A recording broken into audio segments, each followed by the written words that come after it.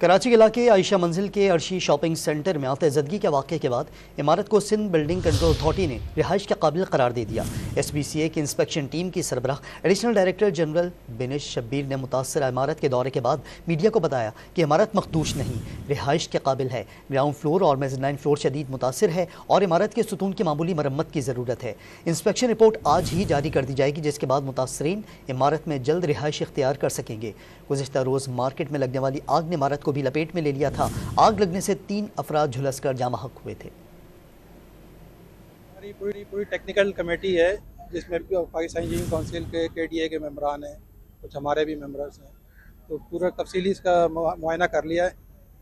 तो बज़ाहिर ये तजुर्बे की बुनियाद पे कह सकते हैं स्ट्रक्चर डैमेज तो नहीं है, लेकिन इसकी फ़ाइनल रिपोर्ट हम लोग 1-2 घंटे में सबमिट कर देंगे।